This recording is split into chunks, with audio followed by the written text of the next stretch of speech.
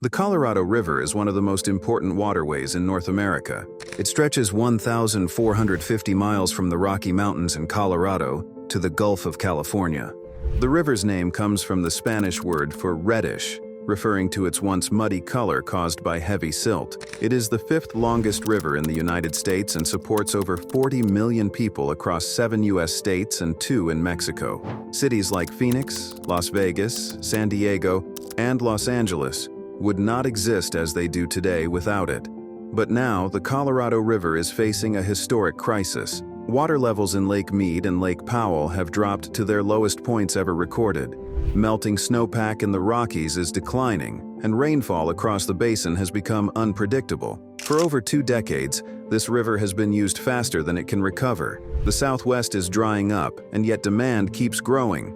This raises difficult questions. Why are thirsty crops like alfalfa and cotton still being farmed in desert counties? Why do cities continue to build and expand in places where there's barely any water left? Desalination is often promoted as a silver bullet. But can this new technology truly replace a river that shaped entire civilizations? In this video, we investigate the growing crisis on the Colorado River and what it means for the future of the American West. Before we start, make sure to like this video and subscribe to our channel. And now, let's dive in. No water boomtowns. For most of history, people avoided settling in the desert. There was little water, poor soil, and no way to grow enough food. But in the 19th century, everything changed. Gold, silver, and copper were discovered across the Southwest. Prospectors and investors poured in, chasing massive profits. Under that pressure, the federal government built forts, allowed land grabs, and pushed railroads into the desert. Towns grew near mines, then expanded further when dams and canals brought water to places once considered unlivable. That is how places like Phoenix, Las Vegas, and southern Utah became major population centers. They offered sunshine, low taxes, and the promise of endless growth. But the growth never stopped, and now it is colliding with reality. Some of the fastest growing cities in the United States are being built where there is almost no water left. New neighborhoods keep rising in places that barely have enough supply for the people already living there.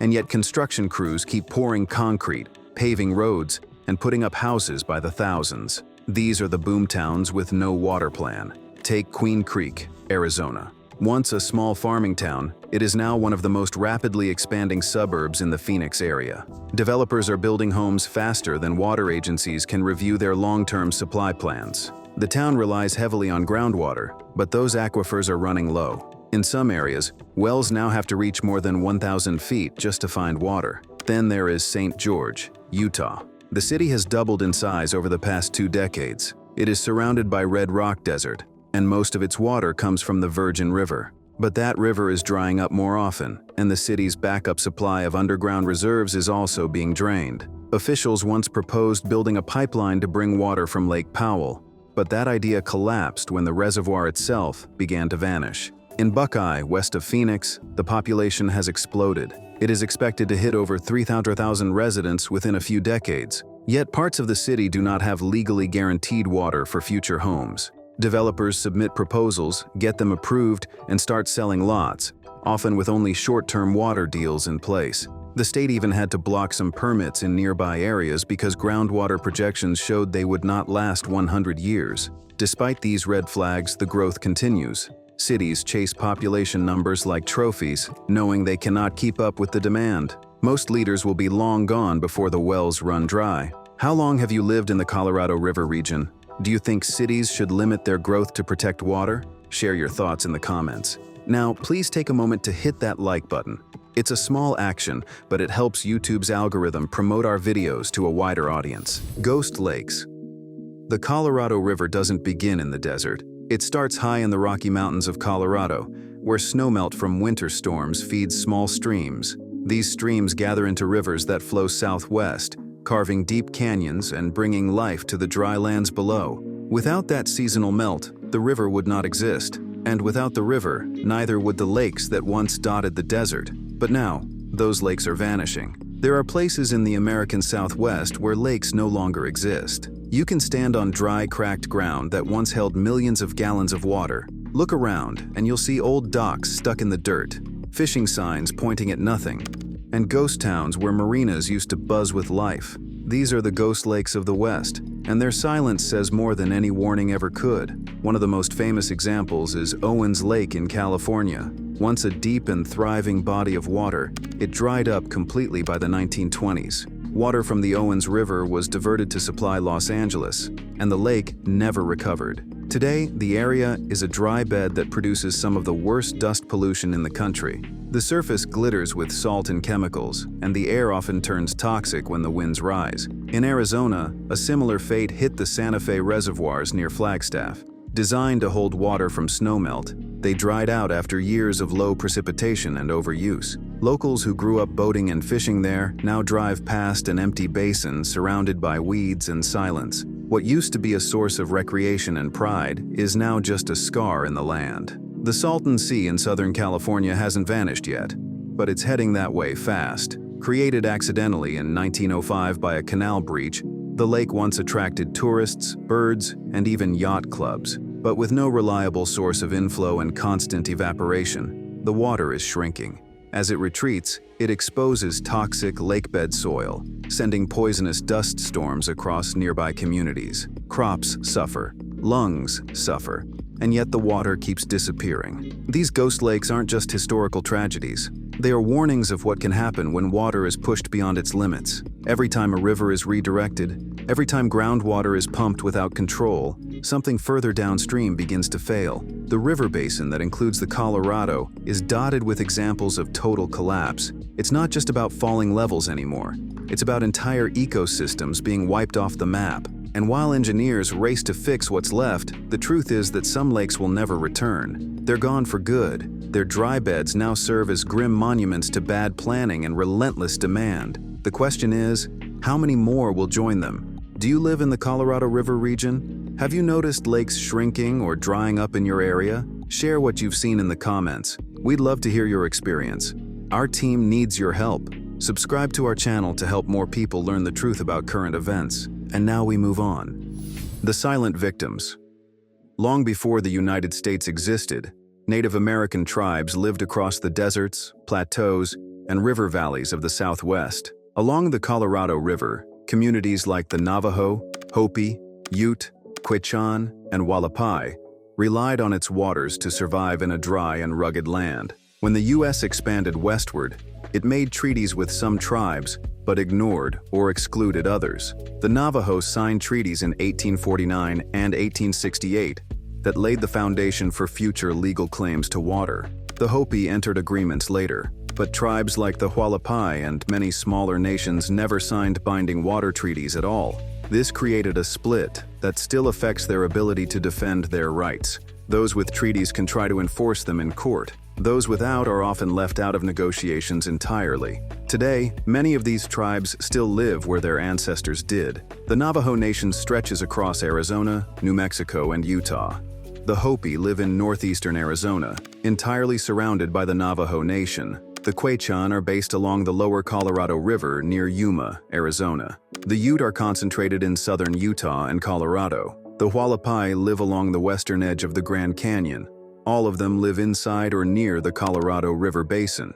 Yet many of their people still have no running water. In the Navajo Nation, tens of thousands of residents must haul water in plastic containers, sometimes from filling stations hours away. Some use just a few gallons per day. Wells are often deep, contaminated, or unreliable. In 2023, the U.S. Supreme Court ruled that the federal government is not required to secure water access for the Navajo, even though earlier treaties guaranteed the right to live on a permanent homeland. The court stated that the government had no duty to build pipelines or ensure delivery. For many Navajo, that decision felt like the final blow in a long pattern of broken promises. Other tribes face similar struggles. In the Hopi Nation, many homes rely on bottled water because groundwater sources have been tainted by decades of mining and neglect. The Hualapai finally secured a major water settlement in 2022, worth more than $300 million, but actual infrastructure projects are still years away. In the meantime, families survive on aging wells and limited supply. Even tribes with legal rights to large quantities of water often lack the means to capture or transport it. While new developments are approved across Arizona, Nevada, and Utah, and pipelines are built for cities and farms, tribal communities are left behind. Some tribes are negotiating for more funding. Others are still waiting to be recognized at all. Their needs remain out of sight, far from where decisions are made. How do you think this problem with native tribes and water access should be solved? What would be a fair approach? Share your thoughts in the comments. Share this video on X and Facebook to help us grow. Every share counts. The mega-project mistake. Modern life in the American Southwest would not exist without the massive engineering projects that reshaped the Colorado River. What began as a wild desert waterway was gradually turned into a tightly controlled system of reservoirs, canals, pumping stations, and power lines. For most of the 20th century, the prevailing belief was simple. If there was not enough water, engineers would build a solution. From this mindset came some of the largest water infrastructure projects in American history. The Hoover Dam, completed in the 1930s, was designed to control devastating floods, store water during dry seasons, and generate electricity for the growing region. Behind it formed Lake Mead, which for decades served as the primary water reserve for Nevada, Arizona, and California. In the 1960s, the Glen Canyon Dam was constructed further upstream to regulate river flows and expand storage capacity. It created Lake Powell, another massive reservoir that became central to water management across the West. These dams were seen as symbols of progress and national strength. They supported agriculture, allowed cities to grow, and turned deserts into productive land. Yet these same structures now reveal serious flaws. Both Lake Mead and Lake Powell lose enormous volumes of water each year due to evaporation. Their wide, sun-exposed surfaces release billions of gallons into the air. The long canals that carry water from the river into Arizona and California also lose significant amounts through seepage. Engineers once believed the benefits outweighed the losses, but the math no longer works in a time of long-term drought and shrinking snowpack. Environmental impacts have also mounted. The construction of these dams fundamentally changed the river's ecosystem. Cold water released from the depths of Lake Powell altered habitats downstream, disrupting fish species adapted to warm seasonal flows. The natural floods that once delivered sediment and nutrients no longer occur, damaging riparian areas that supported birds, plants, and wildlife. At the river's end in Mexico, what was once a vibrant delta has become cracked soil and dust. Native species have declined, and efforts to restore balance have struggled to succeed under the weight of the existing infrastructure. There is also a deeper problem with the logic behind these mega-projects. The Colorado River Compact of 1922, which guided development of the entire system, was based on years of unusually high flow. In reality, the river carries much less water. Today, climate shifts, lower snowmelt, and rising demand are pushing the system beyond its limits. Still, the infrastructure continues to operate as if the river can support all of its old obligations. That assumption is no longer supported by nature. Some experts argue that the era of massive infrastructure has passed. Newer strategies like water recycling, aquifer recharge, and targeted conservation are proving more effective, but the older system still dominates budgets and decision-making. It demands constant maintenance, consumes energy, and encourages outdated priorities. What was once seen as a solution now looks more like a trap. What about where you live? Do you feel like these massive water projects are working on you? Let us know in the comments. Mexico left dry.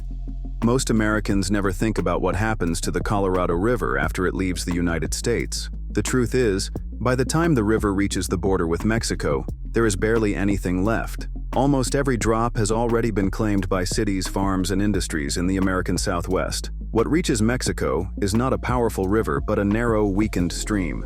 Sometimes it does not reach the sea at all. Under a 1944 treaty, the United States agreed to deliver 1.5 million acre-feet of water to Mexico each year. On paper, this sounds fair, but in practice, the water that flows south is often of poor quality, with high salinity and pesticide runoff. And in times of drought, American users get priority. The result is a system where the upper basin controls the flow, while Mexico gets the leftovers. For many in northern Mexico, this is not a river agreement. It feels more like a ration. Before dams were built, the Colorado ended in a massive green delta that stretched across the Sonoran Desert. It was once one of the richest wetland ecosystems in North America, home to birds, fish, and thick stands of cottonwood trees. Indigenous communities fished and farmed its shores. But since the construction of Hoover and Glen Canyon dams, that delta has withered. Most years, the river does not reach the sea. What was once a living artery is now a memory of moving water. This collapse has reshaped the lives of people in Baja California and Sonora. Farmers struggle with salt-damaged soil and irregular flows. Local fishing economies have dried up alongside the wetlands. Communities that once thrived along the river must now truck in water or depend on shallow, overdrawn wells. It is not just an ecological disaster. It is a slow-moving social one. In recent years, the United States and Mexico have tried to ease the damage. Agreements like Minute 319 in 2012 and Minute 323 in 2017 allowed for temporary releases of water into the delta, creating brief flows that mimicked natural floods. These events brought green shoots, migrating birds, and renewed hope, but they were short-lived and symbolic. The underlying structure of water management remains the same. Mexico has no real control over the source, and it cannot force the river to return. The Colorado is a shared river in name only. In function, it is almost entirely governed by the needs of the United States. Every dam, every canal, every policy decision upstream affects the people downstream, across a border they did not choose. As American farms water alfalfa fields in the desert, towns in Mexico wait for their share to arrive, often with disappointment. Do you think the old water agreements with Mexico should be updated for today's realities? What terms would you suggest? Share your thoughts in the comments. Farming the desert. In the middle of one of the driest regions in North America, you will find green fields stretching to the horizon. Irrigation ditches run between rows of crops. Giant sprinklers spin across sun-baked soil. At first glance, it looks like a miracle, but it is not a miracle. It is engineering, water rights, and a system that decided long ago that farming the desert was worth the cost. The Colorado River supplies water to more than 5 million acres of farmland. That is enough to cover the entire state of New Jersey. Most of this farmland is in Southern California, Arizona, and Southern Nevada. These are some of the hottest and driest places in the country, and yet they produce lettuce, almonds, cotton, and huge volumes of alfalfa. Alfalfa is not a food crop for people. It is grown to feed livestock. Every year, the region ships alfalfa across the ocean to countries like China, Japan, and Saudi Arabia. The river that once supported native plants and desert wildlife now supports cows overseas. Farming in the desert is extremely water-intensive. Alfalfa and cotton require vast amounts of irrigation. One bale of hay can take over 100,000 gallons of water to grow. Much of that water evaporates before it ever reaches the roots. In a cooler, wetter climate, these crops would not be a problem. But here, every gallon counts. And yet, agriculture still uses about 80% of all the water taken from the Colorado River. Cities get the blame when shortages hit, but it is the fields that drink most of the river dry. Other desert countries take a different approach. Nations like Saudi Arabia, Egypt, and the United Arab Emirates focus on growing drought-resistant crops such as dates, sorghum, and native legumes. These plants thrive in hot, arid climates and require a fraction of the water used by feed crops. They are not grown for export at massive scale, but to fit the environment they come from. Why does this continue? The answer lies in how the system was built. In the early 20th century, water rights were assigned to whoever used them first. Farmers in the desert were the first to divert water from the river. Their rights were locked in before cities even existed. Today, those rights still stand. Many farmers receive water at prices far below market value. Governments pay for the canals, the pumping stations, and the legal defenses that keep the flow going. Agriculture is also politically powerful. It has lobbyists, legal teams, and deep connections to state and federal agencies. Even during drought, many farms continue operating with little restriction. Cities like Phoenix and Las Vegas face cutbacks and water-saving mandates, while nearby fields stay green. The system was not built to be fair. It was built to prioritize those who got there first. And changing it means challenging laws, contracts, and interests that have been in place for generations. Do you think it makes sense to grow feed crops in the desert while cities are told to ration water? Let us know what you see happening where you live. Share your thoughts in the comments. Water for sale. Water from the Colorado River has become more than a resource. It is now a commodity that can be bought, held, and sold. In several Western states, this is legal. Water rights have become investments, traded by people who may never use a single drop themselves. Take Greenstone Resource Partners, for example. Through a subsidiary, the company bought nearly 500 acres of farmland in Cibola, Arizona. They then sold the farm's water rights to the suburb of Queen Creek, earning around $14 million in profit. This transaction involved over 2,000 acre-feet of Colorado River water. Local residents were shocked when crops stopped growing and the land turned to dust. Another major player is Water Asset Management, a New York-based hedge fund.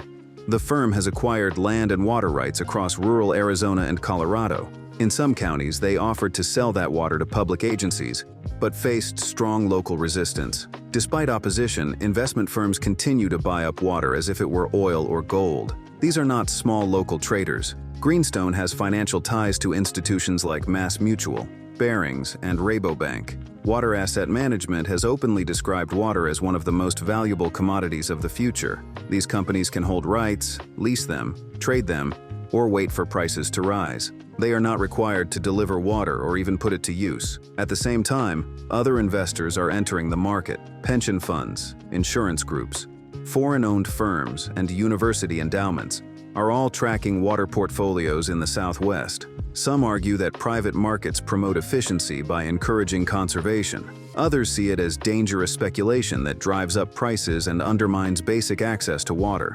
While all of this happens, many native communities are still waiting. The Navajo Nation and the Hopi tribe have long-standing legal rights to water, yet tens of thousands of people in those areas do not have running water at home. They depend on truck deliveries and plastic barrels. There are no pipelines to enforce those rights. Meanwhile, private investors can acquire water and sell it to whoever offers the best deal. They face no obligation to serve those in need. This imbalance is not illegal.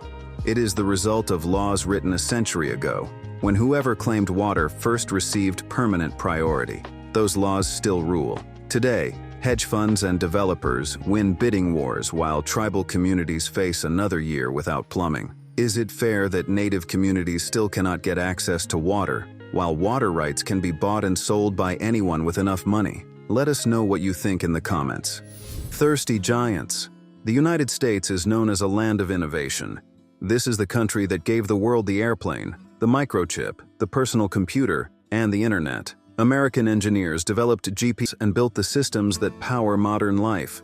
Silicon Valley shaped the global tech industry. But even progress comes with a cost, and in the American Southwest, that cost is often water. Across Arizona, Nevada, and Utah, massive data centers are quietly becoming some of the region's largest consumers of water. These facilities run the internet, artificial intelligence, cryptocurrency mining, and cloud services. Each server generates heat, and cooling them is essential. In hot desert climates, many tech companies rely on evaporative cooling systems that consume large volumes of fresh water.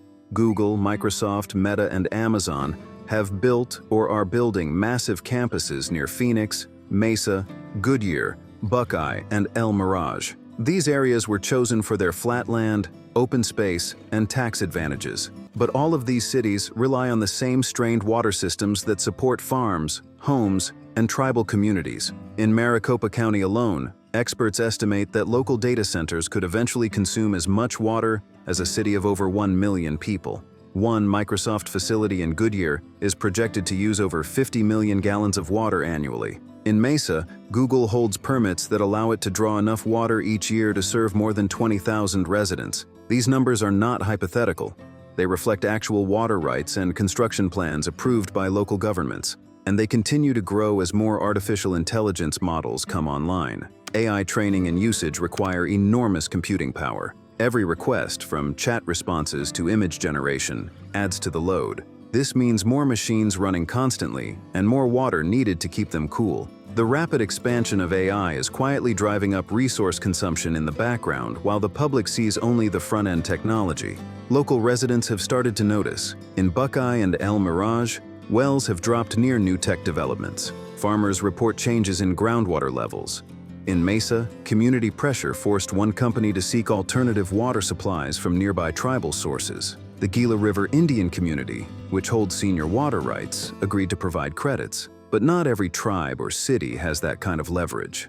Some tribal nations are watching their water access shrink, while nearby servers run non-stop. These machines mostly serve distant users, not the communities they sit beside. And unlike farming or housing, the water used for cooling does not cycle back into the region. It simply evaporates. There is little transparency. Many companies decline to share full usage data, citing competition and security. Did you know that every AI request or cloud process may come with a hidden water cost in your town?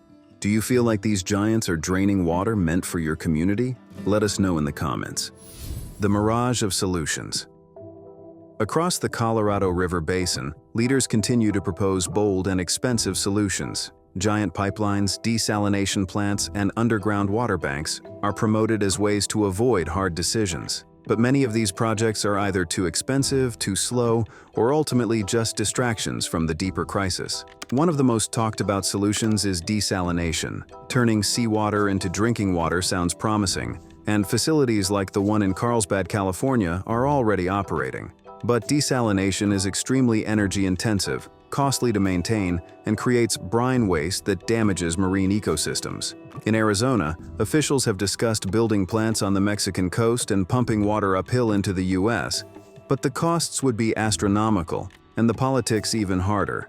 These projects are slow to build and offer only a fraction of the water the region actually needs. Another approach is underground water banking. Arizona's Water Banking Authority has stored millions of acre-feet underground since the 1990s.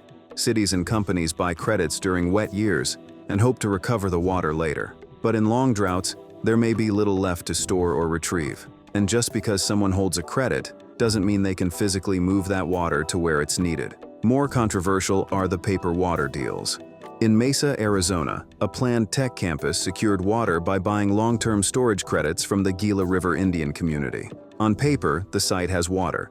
In reality, the water stays in underground aquifers and never reaches the taps. Las Vegas has similar deals that allow it to claim water access even when Lake Mead levels fall. These credit systems allow growth to continue unchecked, while rural users and tribes face cutbacks. These big solutions create a comforting illusion. They give politicians something to promote and corporations something to invest in, but they rarely address the real issue: overuse. Desalination helps, but it cannot match demand. Underground banks store water, but only if there's extra water to begin with. Credit markets shift rights around, but do not create new supply. Meanwhile, farmers, small towns, and tribal communities still wait for the water they were promised. True solutions exist: smarter conservation rules, fairer distribution, stronger protections for local users. But these answers are politically harder and don't come with ribbon-cutting ceremonies. They require facing the uncomfortable truth: the river is shrinking, and we must shrink our use with it. What water projects are happening in your area? Do you think they're living up to their promises? Share your thoughts in the comments. Next, water war. Across the Colorado River Basin, old tensions are rising and new ones are forming. As water becomes scarce, competition is turning into conflict. States that once cooperated are now pointing fingers. Arizona and California clash over how much each can take from the river. Colorado and Utah push for more rights as their populations grow. Legal battles between states have already begun, and more are likely to follow. Within each state, the picture is just as tense. Urban areas with political influence often get priority. Rural communities, farmers, and tribal nations are left behind. Cities keep expanding while others are asked to conserve. Local governments argue over who should get access and who must cut back. Some utilities are suing each other over pumping limits and water transfers. Even within single counties, neighbors are turning into legal opponents. But this isn't just a domestic issue. Water conflicts are beginning to cross borders. The 1944 treaty between the United States and Mexico guarantees a share of Colorado River water to Mexican communities. In dry years, meeting that obligation becomes harder. Farmers in Texas have accused Mexico of withholding water from the Rio Grande, which they rely on for crops. In return, Mexican officials argue that the U.S. takes more than its share from upstream sources. Lawsuits and political disputes have already flared along the border. In some years, Texas irrigation districts report near-zero deliveries because promised water from Mexico never arrives. If international water tensions continue to rise, the consequences could go far beyond agriculture. Border security, trade agreements, and regional diplomacy may all be affected. The risk is no longer just economic. It is strategic. Water shortages can destabilize relationships between allies and spark disputes that once seemed unthinkable. The truth is, the Colorado River touches too many lives for one state or one country to control. What happens upstream affects everyone downstream. Without a shared plan, each group will protect its own interests. That means lawsuits, broken deals, and deepening divisions. But with trust and cooperation, the same water can be managed in a way that avoids crisis and supports everyone who depends on it. What solutions do you see for the Colorado River crisis? Share your ideas in the comments. Thank you for exploring the hidden corners of the USA with us. Click on the video you see on the screen to check out other hidden discoveries on our channel.